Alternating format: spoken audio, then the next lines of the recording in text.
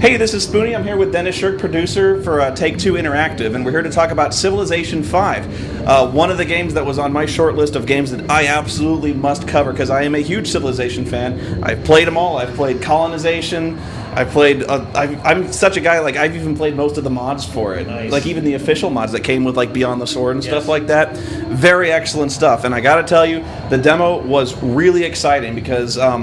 I was one of those guys who was getting really frustrated with the stacks of Doom. Yes. And that's probably the biggest change I noticed from Civilization 5. And maybe you can describe in brief how that has changed from the stacks. Stacks of Doom have been around since the beginning of Civilization. I mean, that's the one part of Civilization that hasn't changed that much is combat throughout all the iterations. John Schaefer, our lead designer, big Panzer General fan growing up, he got that as some inspiration for Civilization. What if you took the combat out of the cities? What if you kind of pulled it out into the landscape? You could really do cool stuff with the rivers, with the mountains, mountain passes. You could have smaller civilizations defend against big civilizations by taking advantage of the terrain. So we wanted to do one unit per tile, one military unit. So you have a civilian layer where your civilians run around, you have your military layer, and you actually have an air layer on top of that, so your planes and stuff can occupy in the same airspace as well. So it just really encourages the players to strategically look at the map. Really take in what's around your cities, really watch where you put your city, not just because of resources, but because of the terrain surrounding it to see how well you can fend off an attack. Yeah, what I was really noticing was the fact that in taking away the stacks, getting it out of the cities, you were actually looking at a map where you had firmly drawn battlefronts. Like you had an array of forces, you had ranks of forces, and you actually could think strategically about flanking. Can you describe if there's any differences in multiplayer? Is there any evolution in multiplayer? Multiplayer is going to seem very familiar to people who have played in Civilization 4. We've got a lot of the same modes going on. We've got, in fact, a lot of our testers on our Frankenstein test group are all Civ 4 multiplayer fanatics, and they're doing a lot of our testing. Some of the stuff we're still playing around with, how city-states really work really well in, if they're going to work really well in multiplayer, things like that. So, as you know, games usually tend to shake out into a military slugfest at its base. Nobody really tries for diplomatic victory when they're in multiplayer. So, what about espionage? That's always been something that's really evolved a lot in the sense that first spies were in the game and then they were kind of out of the game, and then you had diplomats and you could bribe units and stuff like that. Is there anything that's different with the espionage aspect of it, or I'm trying to like the notion of trade routes and caravans and things like that? Can you describe the situation with that? Trade routes are definitely in the game. And we're actually doing a lot of stuff with trade routes, especially with roads and harbors and things, to encourage you to build smart roads versus just spamming them everywhere. Right now, there's no reason to spam a road.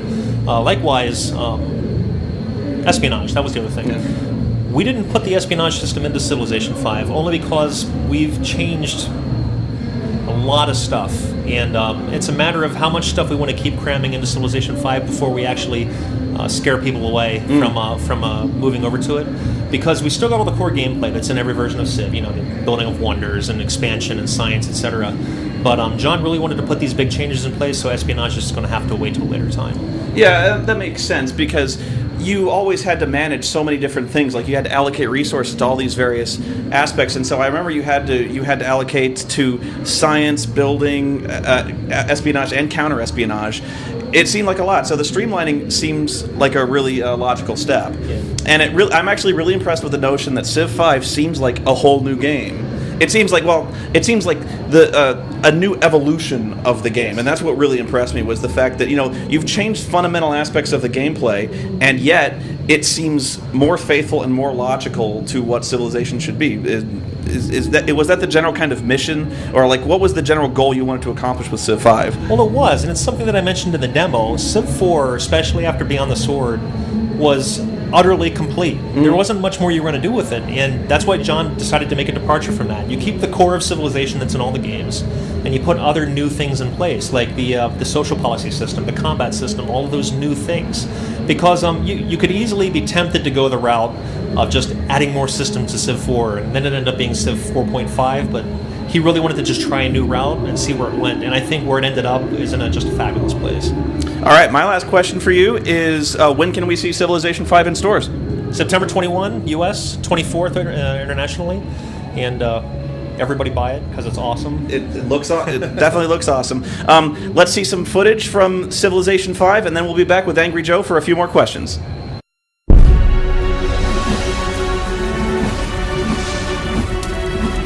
A moment comes, which comes but rarely in history. when we step out from the old to the new, when an age ends, and when the soul of a nation, long suppressed, finds utterance. Build courage when courage seems to fail. Regain faith when there seems to be little cause for faith. Create hope when hope becomes forlorn.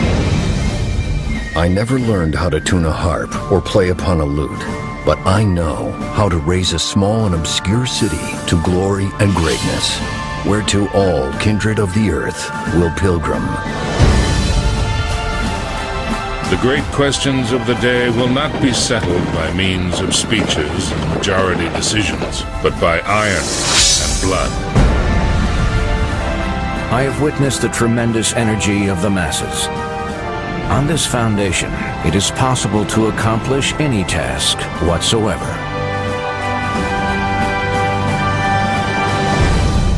The future belongs to those who believe in the beauty of their dreams.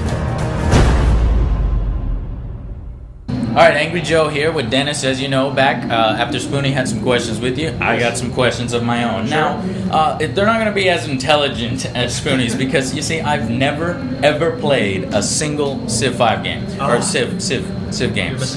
My friends all want me to play on LAN, they all want me to do it, but I'm telling you, you know what? No. It seems boring. There's not the combat. Like, I'm all about combat. You know, military units firing, just beating the crap out of each other, tanks and stuff. And so now I saw the demo that you just gave, and the combat is much improved. Yes. I'm excited about it because I've always said, friends, look, Civ 4 it's boring and it's just a bunch of stacks moving around each other. But this is completely different. I think, like Spoony said, this is like the biggest change to the Civ series like ever. Yeah. And it's, even though you would, if you're concerned that it would change things about Civ, it seems like this is the way it should have been from my point of view. Now, let me talk about some of the things that I wanted to know more about. The leader screens. I thought those were really great. Can you talk a little bit more about leaders in the game? Yeah, we wanted them to be actual people that you're talking to. You feel like you're in their presence. Like Napoleon, you saw in the demo, he's standing in his battlefield. Yeah, it's not just a little pop-up on the screen. You're actually there. He's talking to you. His horse is doing his thing while he's doing his thing. Fills the whole screen. Yeah, when you declare the war on Elizabeth, she's like leaning forward in her throne room and she's glaring at you. Her body language changes. All of these things just really feel like you're in the element. It just pulls the player in. And that was the whole key term that the art lead wanted to do, is his believability was the key word of the day. He wanted you to believe like you were in this game, not just watching something happen. And another thing you were talking about is each of these leaders kind of has their own AI. So Napoleon acts the way Napoleon would act it. And I brought up the point that, well, okay, so Napoleon's just going to attack every single time. I'm kind of concerned that you're going to make these one-dimensional if you're going to base them on their personalities. If we do our job right, they're going to be utterly unpredictable, even though you know that he favors a certain way. One thing, favor it. Yeah, you know that you're playing Napoleon, and eventually he's going to invade somebody. That's a fact of life. It's who Napoleon is. If Napoleon weren't like that, you'd think, this is kind of strange. I'm playing in a game with Napoleon. He's not doing that. But at the same token, they really wanted to make these guys unpredictable. They didn't want there to be a rash of numbers on the screen all the time, so a player would know exactly what was going on with the leader. So he might be doing his invasion thing. He might be pretending to be your friend, and then he'll stab you in the back. You might stifle him on the field, and he'll decide to go a culture route instead. But what they're not going to be is one-dimensional. They are going to be unpredictable, but they are going to have a flavor that they prefer. So if we do our job right, like I said, it's going to be an amazing experience. And whenever you play a new game, depending who's on the map with you, you're going to know that you're dealing with some people in a certain way, almost like you do in the real world. You know, if you're like talking, if you're talking about an international leader, you know how they react to certain things. Like if you're talking about Kim Jong-il over in North Korea, you know he's going to react a certain way when you're, playing in a game with him. Yeah. So we wanted to get that kind of feel going in the game. Awesome. So each of those leader screens were kind of unique. I saw a Mayan one. Basically, he was about to win the game in the demo. He was driving a space shuttle. I know Mayans with space shuttles. Yes. It was charming a little bit. And you attacked him with military. But how many civilizations are in the game? How many of those kinds of scenes will we get? How many civilizations? We have 18 different civilizations. We often get asked if there's any 2 leaders for each civilization, that kind of thing. John Schaefer, who's a history major, he wanted to really dig deep and have one civilization, one leader per, only because he wanted the widest extent of cultures he could bring into the game. And some of them he really dug deep. There's some leaders in it that we've never had in the Civs before, like Askia, the Songhai. There's Rum Kanang of Cyan, so you will have some of the ones that you're used to seeing, like, you've seen Elizabeth before, you've seen Bismarck before in Civilization. They're just staple Civilization leaders, but we wanted to bring a lot more variety culturally to the game, too. What about DLC? New Civilizations via DLC? My lips are sealed. Okay, oh, come on, give me something. Don't make me angry now. Okay, well, I'll tell you what. If there was hypothetically DLC, would these new civilizations get new CGI leaders, and would they have their own AIs? Would that seem logical to do? It would be logical. It would be logical. It'll be amazing to see the kind of things that are announced by 2K in the future, so we'll just have to wait and see what happens. I was trying to trap you. Too smart.